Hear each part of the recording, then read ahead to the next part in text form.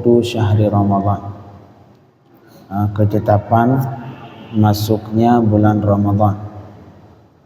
Jadi yang sebelumnya kita bicarakan untuk menetapkan masuknya Ramadan, yang pertama dengan melihat bulan sabit, ru'yat hilal. Yang kedua, kalau misalkan lagi mendung sehingga tidak terlihat bulannya, maka dengan disempurnakan Sya'ban 30 hari. Kemudian dalam ru'yah hilal itu akan ditetapkan masuknya Ramadan walau yang bersaksi cuma satu orang saja bersaksi, tapi syaratnya harus adil, harus orang yang tidak pernah melakukan dosa besar dan tidak kekal dalam dosa kecil. Beliau bersaksi walau cuma satu orang, saksinya diterima, sehingga pemerintah menetapkan bahwa besoknya adalah awal Ramadan.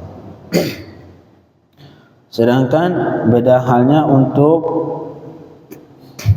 bulan Syawal. Kalau bulan Syawal, ini tidak cukup dengan satu orang.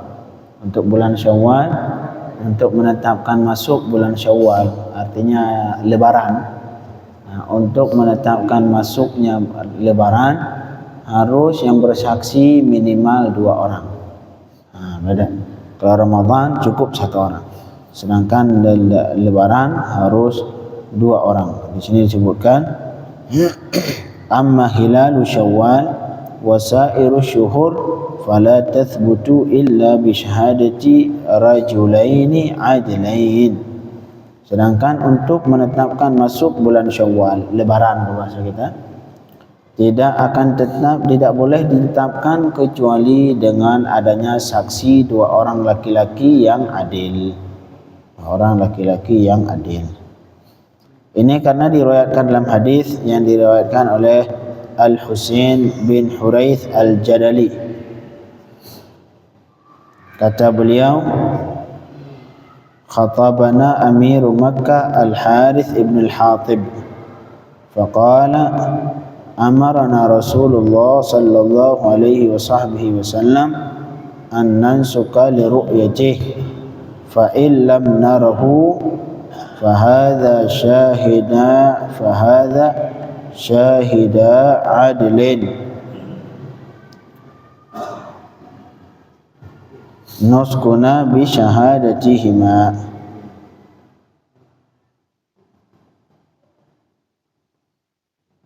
Jadi harus 2 orang untuk menentukan awal Syawal, harus 2 orang. Kemudian tidak diterima wala tuqbalu syahadatul kafir. Jadi orang kafir yang bersaksi melihat bulan tidak diterima. Wal fasik juga tidak diterima. Fasik artinya orang yang melakukan dosa besar atau kekal dalam dosa kecil.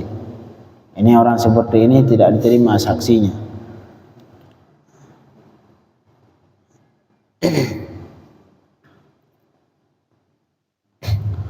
Tetapi kalau misalkan seseorang bersaksi, dia itu fasik, orang ahli maksiat, kemudian dia bersaksi dan saksinya enggak diterima, akhirnya kata pemimpin saat itu, misalkan sultan, kata MUI ataupun Kemenak kalau kita di Indonesia, kata mereka, karena kamu yang bersaksi orang ahli maksiat, saksi kamu tidak kami terima. Artinya besok Ramadan atau belum Ramadan. Karena saksi dia yang menyatakan bahwa melihat bulan tidak diterima. Jadi menurut pemerintah besok masih Sya'ban. Sedangkan untuk dia sendiri yang melihat bulan secara langsung, walaupun pemerintah belum memutuskan besok Ramadan dikarenakan saksinya enggak diterima, bagi dia pribadi wajib puasa. Bagi dia pribadi, ketika dia yakin sudah melihat bulan, wajib berpuasa. Itu dia pribadi. Walaupun untuk orang lain secara umum tidak wajib sebelum pemerintah memutuskan puasa. Kemudian yang pembahasan selanjutnya adalah as-siyam bi ru'yati baladin akhar. Ketika kita di satu daerah, di daerah lain terlihat bulan, apakah kita ikut berpuasa atau tidak? Apakah dengan misalkan terlihat di Malaysia misalkan, ataupun terlihat bulan di Singapura, atau terlihat bulan di negara-negara Arab Saudi, apakah kita ngikut berpuasa dengan cukup terlihat bulan di sana? Ini pertanyaan juga. As-siyamu bi ru'yati baladin akhar, berpuasa dengan terlihat bulan di tempat yang lain, di daerah lain. Idza ru'iyal hilalu fi baladin wa lam yarawhu fi baladin akhar fa in kana al baladani mutaqaribain wajib as-sawmu ala ahli al-baladain. Apabila terlihat bulan di salah satu daerah dan di daerah lain tidak, hukumnya jika dua daerah tadi berdekatan, maka semuanya wajib puasa. Di daerah yang tidak terlihat bulan juga harus berpuasa. Lianna hukmahuma hukmu baladin wahid, karena hukum keduanya dianggap hukum satu daerah. Wa yalzamu ahlal baladil akhar as-shaum, orang penduduk di daerah yang tidak terlihat bulan juga harus berpuasa. Misalkan terlihat bulan di Bogor, kita di Jakarta, di sini enggak terlihat bulan, apakah mereka terlihat bulan, kita ikut puasa atau tidak? Kalau dua daerahnya itu berdekatan, wajib berpuasa. Kemudian untuk menentukan dekat jauh itu bagaimana? Qala wal ibratu fil qurbi ittihadul matali', dan patokan ketentuan tolak ukur dekat jauh dilihat dari bersatu waktu keluar matahari. Apabila daerah kita dengan Bogor, paling beda 1-2 menit. Tapi kalau sudah Jakarta dengan Aceh, 1 jam. Itu enggak, dianggap jauh itu. Ini mazhab Syafi'i. Mazhab Syafi'i patokannya al-i'tibar al-matali'. Jadi tolak ukurnya dekat itu apabila waktu keluar mataharinya sama. Tapi kalau sudah 2 jam beda, Papua dengan Aceh, beda 2 jam. Beda 2 jam. Kalau di sana misalkan salatnya jam 6, di Papua jam 6, di Aceh jam 8. Kalau seperti ini terlihat bulan di Papua, orang Aceh ikut berpuasa atau tidak? Tidak. Ini pendapat yang kuat dalam mazhab al-Imam Asy-Syafi'i. Walaupun ada pendapat yang mengatakan ikuti pemerintah, dan seperti yang kita lakukan sekarang. Walaupun misalkan yang bersaksi di depan hakim di sini di Jakarta orang yang datang dari Kalimantan, dia berkata, wahai hakim, wahai menteri agama, saya bersaksi bahwa saya melihat bulan di mana? Di misalkan Pontianak. Besok Kemenak memutuskan besok kita Ramadan. Ya kan? Semua Ramadan.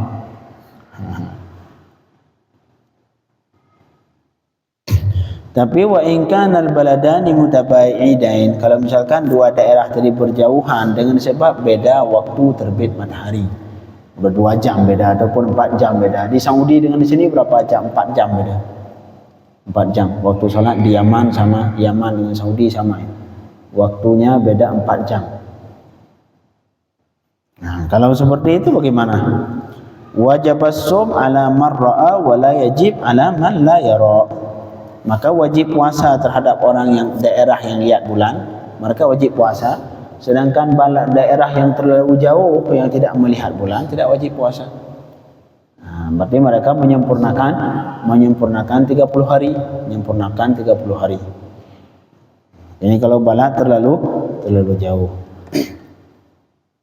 Ini hadis yang diriwayatkan oleh Al-Imam Muslim. Imam Muslim meriwayatkan hadis kejadian yang sebelumnya saya kisahkan hadis. Hadis diriwayatkan oleh Quraib. Kata beliau, istahalla alayya Ramadan wa ana bisyam. Sudah masuk bulan Ramadan sedangkan saya di Syam saat itu, di Syam, Damaskus sekarang. Di negara Suriah. Beliau saat itu di Syam sudah terlihat bulan, sudah masuk bulan Ramadan. Fara'aitul hilala lailatal jum'ah, maka saya melihat bulan, kata beliau, di malam Jumat. Artinya hari Jumat beliau sudah berpuasa. Hari Jumat itu beliau ketika di Syam. Dan kemudian thumma qadimtul Madinah fi akhir syahr. Kemudian aku mendatangi Madinah di akhir bulan Ramadan, beliau berangkat ke Madinah. Apa yang terjadi ketika sampai di Madinah? Fasa'alani Ibnu Abbas radhiyallahu anhu. Kemudian Sayyidina Ibnu Abbas bertanya kepadaku, "Mata ra'aitumul hilal?" Dulu di Syam itu kapan kalian lihat bulan? Di awal Ramadan itu tanggal berapa, hari apa kalian melihat bulan?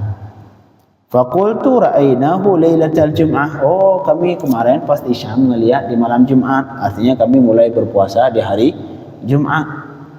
Faqala anta ra'aitah? Kamu sendiri yang ngelihat? Kamu sendiri ngelihat enggak? Nah, beliau Sayyidina Ibnu Abbas ingin memastikan dulu. Kamu beneran lihat enggak? Oh, qala na'am. Ya, saya sendiri melihat, wa ra'ahun nas. Dan orang-orang lain juga melihat seperti saya. Wasamu wasama Muawiyah, itu semua yang ada di Syam mereka sudah berpuasa mulai hari Jumat, termasuk Sayyidina Muawiyah. Beliau juga berpuasa. Beliau saat itu gubernur Syam saat itu Sayyidina Muawiyah. Bukan saya saja, semua manusia di Syam itu berpuasa, termasuk Sayyidina Muawiyah, sahabat. Apa yang terjadi?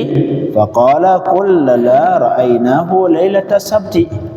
Kami semua di sini, kata Ibnu Abbas, melihat bulan di malam Sabtu.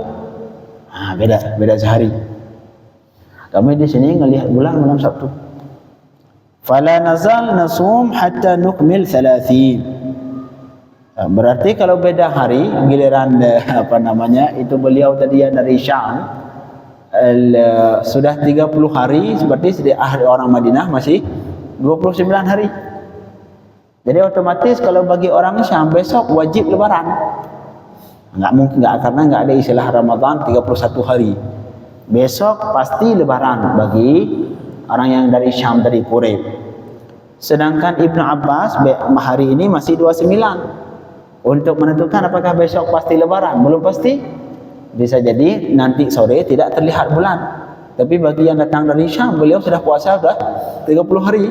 Mau tidak mau besok harus lebaran. Ini bagaimana solusinya? Contoh terjadi dulu. Kata Sayyidina Ibnu Abbas, giliran hari 29 itu, fala nazal nasum hatta nukmil 30 aw nara. Hari ini, besok, untuk besok, bagi kami besok, ntar kita lihat. Ntar kalau terlihat bulan, berarti besok kami lebaran juga sama kayak kamu. Kalau kamu pasti besok lebaran, kalau udah 30 hari. Atau kalau tidak terlihat bulan, kami nambahin 1 hari. Fakultu, kemudian Sayyidina Quraisy bertanya ke Sayyidina Ibnu Abbas, awala taktafi bi ru'yat Muawiyah wa siyamihi? Apakah tidak cukup dengan Sayyidina Muawiyah melihat bulan di Syam? Kalian ikut kami saja, kata beliau. Ngapain tak melihat bulan lagi, nunggu sehari lagi? Ikut kami saja yang di Syam sana. Malah Sayyidina Muawiyah sudah berpuasa, sudah sama seperti saya juga. Ikut, apakah itu tidak cukup? Kata beliau. Apa jawaban Sayyidina Ibnu Abbas? Qala la, tidak. Itu di sana di Syam sendiri. Qala la, hakadha amarana Rasulullah. Tidak cukup. Walau Sayyidina Muawiyah di sana sudah melihat bulan, kita berpuasa, silahkan. Kami yang di Madinah di sini, karena belum awalnya melihat bulan di malam Sabtu, sekarang masih 29 hari. Besok tergantung. Kalau besok terlihat bulan nanti ya akhir besok lebaran. Kalau tidak terlihat bulan, kami tambah sehari. Beginilah kata beliau Sayyidina Ibnu Abbas, hakadha amarana Rasulullah. Beginilah Rasulullah memerintahkan kami. Artinya terlihat bulan di satu daerah, itu hukumnya berbeda dengan daerah lain yang jauh. Seperti Syam, Damaskus, Suriah dengan Madinah jauh. Jauh, berjauhan. Sehingga walaupun di Syam sudah terlihat bulan, di Madinah hukumnya berbeda. Seperti ini. Kembali ke kalau kita pejakan hadis ini hadis Sayyidina Imam Muslim, hadis sahih diriwayatkan Sayyidina Imam Muslim. Kalau patokannya ke hisab, apakah mungkin berlaku seperti ini? Nah, mungkin. Kalau hisab pasti sedunia satu.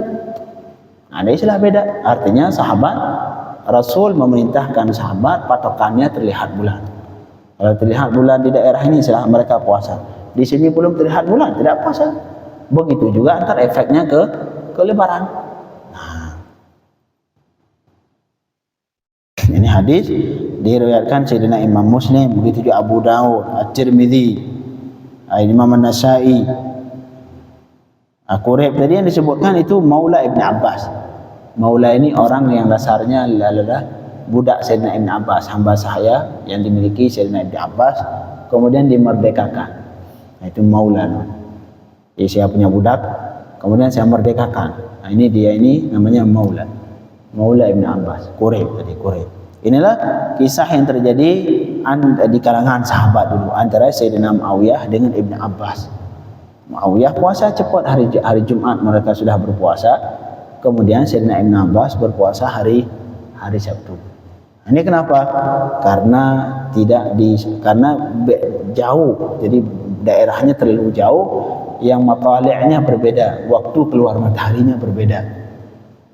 4 jam misalkan. Makanya kalau mazhab Imam Syafi'i, apabila di Saudi lebaran, apakah kita wajib ikut Saudi? Tidak. Tidak harus ikut Saudi. Ini yang diajarkan Rasul. Seharusnya Muawiyah ngikut apa? Ngikut Madinah. Kalau patokannya kan di Saudi, di Saudi itu kan sumbernya Islam. Sumber Islam. Ya benar, Rasulullah lahir di Saudi. Tapi Abu Lahab juga di Saudi. Sumber Islamnya ini benar di Saudi. Kita tidak melihat daerahnya. Tapi kenapa Saudi ataupun Jazirah Arab itu mulia? Karena Rasul di situ. Jadi bukan karena daerahnya, tapi karena Rasulullah sallallahu alaihi wasallam. Karena Rasulnya dan karena karena Ka'bahnya yang jadi kiblat. Bukan karena diri itu, karena itu adalah dimuliakan oleh Allah Subhanahu wa taala. Tapi patokan hukum tidak dilihat ke daerah. Patokan hukum dilihat sumber hukum, bukan daerah. Bukan daerah karena dia pusat Islam. Tidak. Sumber hukum Al-Quran dan hadis. Marhaba. Kalau kita melihat sekarang jadwal sholat, itu terserah. Marhaba. Jadwal sholat maghrib, subuh, dasarnya yang pada dasarnya seharusnya bukan hisab. Ini karena mereka ngukurnya ke matahari. Yang dasarnya untuk menentukan waktu salat itu patokannya matahari.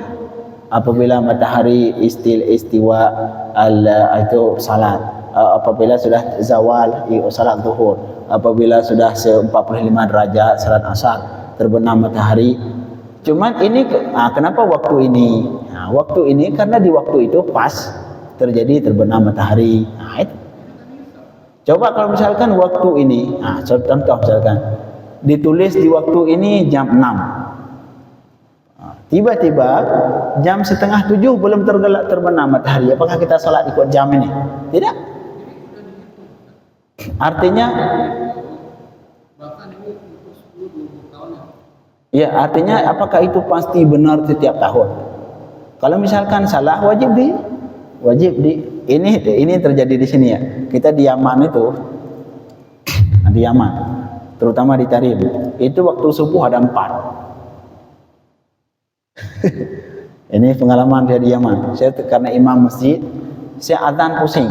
Ada dasarnya kan matahari.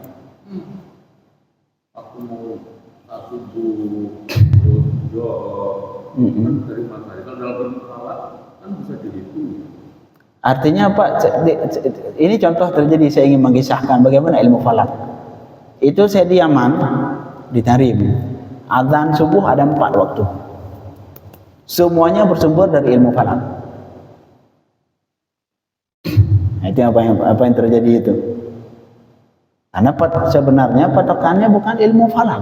Kalau misalkan sudah ditulis ilmu falak jam sekian, tiba-tiba kan ditulis di sini jam 6, maghrib jam 6 ditulis. Tiba-tiba maghrib jam 6 kita lihat matahari masih ada. Apa hukumnya kita sholat ikut jam? Tidak. Patokannya matahari. Walaupun dan alhamdulillah yang jadwal sekarang sesuai. Yang jadi pertanyaan, kalau misalkan falak seperti yang terjadi di Tarim sana, apa kita lakukan? Saya gini, Ustaz. Ini kan kita sudah ada hitungan tadi. Ilmu yang benar sudah canggihnya. Benar. Melihat itu kan bukan berarti juga harus melihat dengan mata. Kita juga melihat dengan kalau melihat di surah itu estimasi bahwa yang namanya perputaran bulan dan matahari sudah ada ininya. Ya benar. Ya, artinya sudah memang sudah ada dan diestimasikan ada kata-kata lebih kurang yang itu. Benar. Nah, barangkali itulah yang dijadikan namanya patokan. Iya, dalam hal sholat ketentuannya yang patokan dasar apa? Yang patokan dasar waktu yang digariskan dalam hadis. Patokan dasar. Kemudian ulama falak berijtihad sebisa mungkin menyesuaikan supaya lebih mudah. Akhirnya mereka menyesuaikan jam yang kita miliki dengan yang matahari, jadwal salat yang digariskan oleh Rasulullah. Jadi patokannya apa? Bukan jam. Patokannya yang digaris oleh Rasulullah. Apabila terjadi perbedaan jam yang mereka tentukan di jam-jam sekian, sedangkan matahari belum, apakah kita ikut salat? Tidak. Nggak ikut ini. Tetap patokannya matahari. Sekarang seperti biasa itu pakai jadwal sudah dibuat dengan jauh-jauh hari bahkan yang akan datang. Karena sudah ada perputaran matahari dan bulan yang memang sudah diestimasi. Emang benar, itu saya akui benar. Artinya hisab ini juga bisa dijadikan acuan. Bisa diajukan acuan selama itu sesuai dengan hadis. Contoh hisab waktu ini sesuai dengan hadis. Artinya yang ditentukan di sini sesuai kebetulan, sesuai dengan yang digariskan oleh Rasulullah. Jadi patok yang jadi tolak ukur kita hadis. Enggak ada ilmu hisab, bukan sumber hukum. Ilmu hisab sumber hukum apa? Al-Quran dan hadis.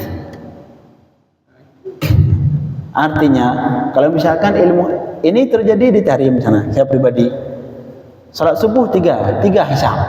Tiga kalau jadwal apa? Jadwal imsakiyah ya. Itu di sana ada 3. Malahan beda ada 10 menit, 20 menit. Itu saya ngambil pusing kadang-kadang. Kadang-kadang ngambil jadwal ini, besok ngambil jadwal ini, besok ngambil jadwal. Itu semuanya katanya hisab. Itu yang salah apa? Bukan. Itu semua dari ilmu falak.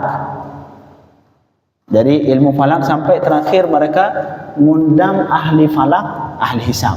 Ngundang ahli falak dari Jordan yang ujung-ujungnya nggak ada kesimpulan juga. Sampai sekarang itu masih terjadi perbedaan. Ini semuanya katanya pakar falak. Satu jadwal pakar falak. Ada jadwal lagi pakar falak. Tapi yang hasilnya tiga berbeda. Artinya sumber hukum bukan ilmu falak.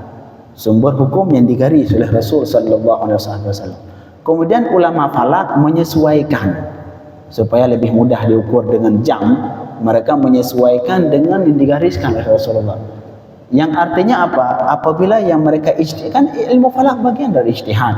Apabila mereka berijtihad dan kemudian beda, contoh ditulis di ilmu falak maghrib jam 6 teng 00. Tiba-tiba kita ngelihat jam 6 sudah bunyi ting ting ting ting, pas matahari mesti terlihat. Kita salat. Azan, tidak boleh azan. Karena patokannya hadis. Kalau terlihat, kalau misalkan ada yang melihat, misalkan cuman untuk masuk waktu, ya biasa cukup. Enggak. Enggak, maksudnya apa itu? Kita kan ada sekarang ada basis ilmu hisab yang mana seluruh dunia memakai. Ini untuk jadwal sholat misalkan. Di Amerika pindah kita ke Hawaii, itu lihat jadwal sholat. Iya. Berdasarkan derajat. Benar. Itu dari satelit. Sudah dihitung bahwa matahari itu 365 hari. Benar. Bukan keluar dari 365 hari. Iya. Nah, itu udah hitungan apa namanya satelit Ustaz. Itu Nah, jadi kalau benar. kita menghitung matahari berputar pada porosnya, ya, dan waktu sholatnya juga sudah dihitung. Iya. Selama ini kita memantau jadwalnya pakai jadwal. Enggak, jadi kalau saya pertanyaan saya dijawab dengan simpel. Kalau misalkan di sini ditulis jam 6, matahari masih terlihat, kita sholat atau tidak? Nggak bisa dong dari. Enggak, kalau Nggak, jam 6 itu dari mana Ustaz? enggak, kalau misalkan Bapak sekarang tinggal misalkan di laut. Di laut kan biasanya terlihat itu terbenam matahari. Tamam? Tiba-tiba matahari masih terlihat, azan. Sholat atau tidak? Nggak, maksudnya apa itu? Enggak, jadi contoh terjadi Bapak misalkan ke pantai main, kan di pantai terlihat itu bulan Pak ya, ataupun matahari ya. Mungkin di sini enggak terlihat, ada bangunan. Di pantai terlihat atau tidak terbenam matahari? Terlihat. Tiba-tiba matahari masih terlihat, azan. Apa yang kita lakukan? Sholat. Ya, kalau nggak ada lagi source kan lihat dari terbenam. Enggak, kalau misalkan yang orang di masjid, enggak. Jadi pertanyaan saya seperti ini, simple. Di jadwal sholat, jam itu sudah masuk waktu, paham? Kemudian kita lihat matahari masih terlihat, kita Lihat dari sini karena beda Ustaz. Kalau di sini jam artinya apa Ustaz? Artinya apa? Yang jadi tolak ukurnya apa? Jam atau matahari? Yang jadi tolak ukur yang digaris oleh Rasul sallallahu alaihi wasallam. Ini Ustaz, Marhaban. bujur dan lintang itu bisa dinilai berapa jamnya, makanya berpatokan saat waktu jam berapa itu dari ukuran bujur dan lintang. Saat matahari tertutup sudah dihitung. Iya, Karena artinya ada namanya almanak nautical almanak itu bisa saya itu. saya bukan berarti menolak hisab, saya nggak menolak. Tapi dalam hal ini, kalau misalkan hisab, kita sekarang bersumber apa Pak? Bersumber hisab atau bersumber hadis? Ini jangan kita ngeklaim. Enggak, yang di hadis sekarang. Kalau misalkan ini yang enggak, kalau yang terjadi ini yang dikisah tadi Ibnu Abbas dengan Quraib yang datang dari Syam. Jadi pertanyaan Pak, kalau misalkan berlaku hisab, apakah mungkin beda? zaman dulu Ustaz. Zaman dulu kan nggak teknologi nggak canggih. Enggak, artinya kita jangan terlalu menganggap bahwa zaman dulu. Bisa, siapa bilang zaman itu enggak ada hisab? Nah itu kan mereka melihat mata Ustaz. Itu bisa jadi di Sam, di Madinah itu kabut, ya kan? Kan nggak ada teknologi Ustaz. Makanya dalam hadis juga disebutkan apabila kabut, apabila tidak terlihat karena mendung. Artinya apa? Walaupun bulannya ada. Dari situ, dari hadis semua kita memahami bahwa patokannya bukan wujud bulan, tapi patokannya adalah terlihat atau tidak. Jadi hadis, sumber hukum Al-Quran, hadis. Bisa bukan ada hadisnya. Ada hadisnya. Atau kalau kita kemarin belum dapat. Ada kasihnya. Ayat ada. Daripada hisab.